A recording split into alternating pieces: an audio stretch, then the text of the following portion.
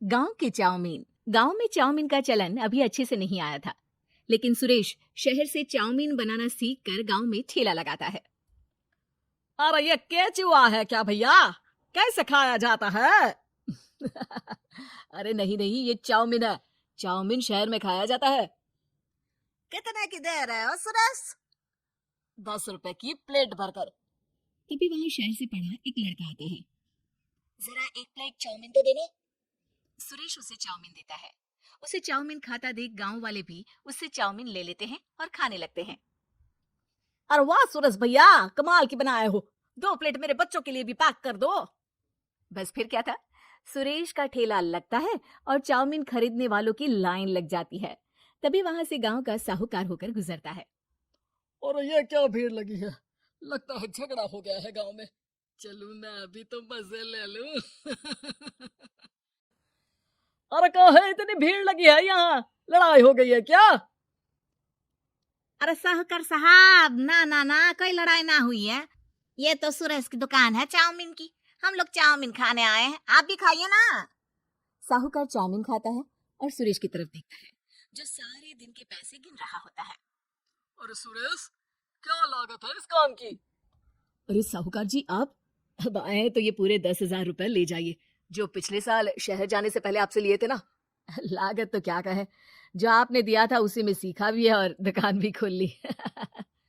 अरे पैसे इतने जल्दी क्या जरूरत थी? कैसे जरूरत नहीं थी साहूकार जी, इतना मोटा ब्याज कहाँ से भरते। साहूकार को अब सुरेश की दुकान को हड़पने की लालच आ जाती है। नाना करते ये सारे दिन में 500 रुपया कमा ही लेता है। अरे गांव में ये ऐसे ही कमाता रहा तो कहीं ब्याज का काम ना शुरू कर दे। अरे भैया, कोई ना कोई जुगाड़ तो करना पड़ेगा। अब साहूकार घर आ जाता है और अपनी बीवी को सारी बात बताता है। हाँ जी, ये तो मैंने भी सुना है कि सुरेश के हाथ की चाउमीन नहीं खाई तो कुछ नहीं खाया। अरे हाँ हाँ, सही ही कहते हैं। मैं अभी खा कर ही आ रहा हूँ।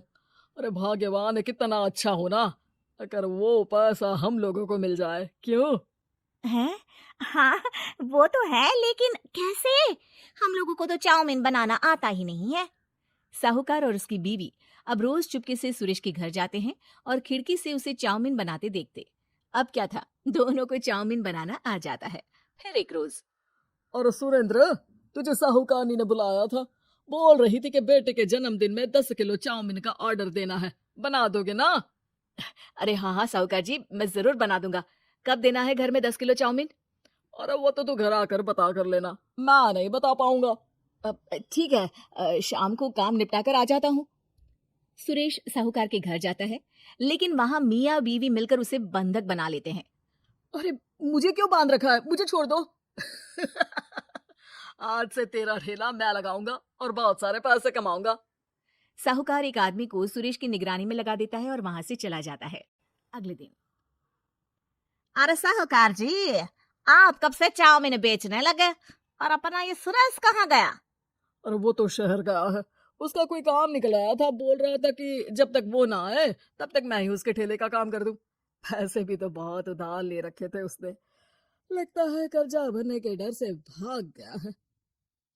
अरे पर वो तो बोल रहा था कि उसने सारा कर्जा उतार दिया है, और वो क्यों भागेगा? इतना तो कमा रहा था। अरे मुझे क्या पता। अरे चाउमीन खाना है तो बोलो, नहीं तो भागो यहाँ से। अरे हाँ हाँ, दे दो दे दो। अब तो चाउमीन खाना पूरे गांव के लोगों के लिए आदत ही बन गया है।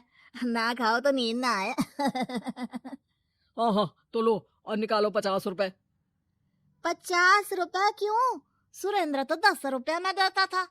अरे वो पागल था, मैं थोड़ी ना हूँ। गांव वाले, जिनको चाउमीन की लत लग गई थी, वो करते भी क्या, दे दो और ये लो 50 रुपए। लेकिन फिर साहूकार उन लोगों को प्लेट में थोड़ी सी चाउमीन रख देता है। अरे ये क्या? पैसे 5 गुना ज्यादा और चाउमीन बस इतनी सी। अरे साहूकार साहब, भगवान से तो डरो। बस फिर क्या था, साहूकार की मन मर्जी चलने लग जाती है और गांव वाले करते भी क्या। एक रोज, मुझे तो लगता है कि सुरेश को साहूकार ने मार डाला होगा, क्योंकि उसका काम इतना अच्छा चल रहा था। फिर वो क्यों जाता? और वो भी साहूकार के हवाले दुकान करके? ना बाबा ना। अगले रोज, भाग्यवान देखो तो जरा, इस सुरेश भी ना कितना पागल था। जिस काम से वो ज्यादा पैसे बना सकता था, उससे इतने कम पैसे छाप रहा था। 50 रुपए प्लेट में भी गांव वाले खूब खा रहे हैं चाउमीन। हाँ जी, और जितने में वो लोगों को 10 प्लेट खिलाता था भर भर कर हम लोग उतने में 20 प्लेट बना रहे हैं, क्यों जी? वहीं सुरेश रोज भगवान से मांगता कि बस एक बार वो किसी तरह वहां से निकलने में कामयाब हो जाए, लेकिन उसकी हर कोशिश नाकामयाब होती। फिर एक दिन अरे भाग्यवान, ऐसा कुछ करो कि चाउमीन बनाने का खर्चा आधा हो जाए, जिससे हम लोगों को और मुनाफा हो। ना जी, मुझे तो कोई तरकीब ना सूझ रही। अरे सुनो, एक काम करते हैं, चाउमीन बनाने में जो सब्जी लगती है वो मंडी में लेने तुम देर रात चली जाना। तब तक वो सारी सड़ी गली सब्जी जो दुकानदार वहीं फेंक जाते हैं वो उठा कर ले आना फ्री में।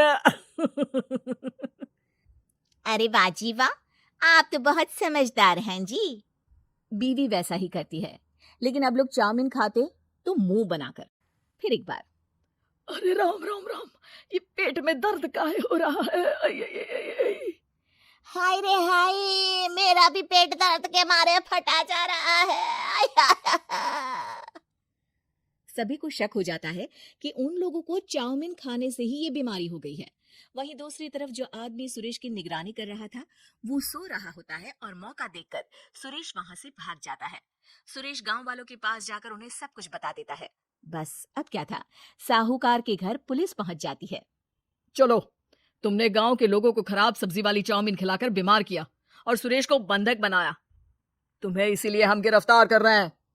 साहूकार को पुलिस ले जाती है और फिर अगले दिन से सुरेश का ठेला गांव के बाजार में लग जाता है, जहां अब पहले से ज्यादा भीड़ होती है।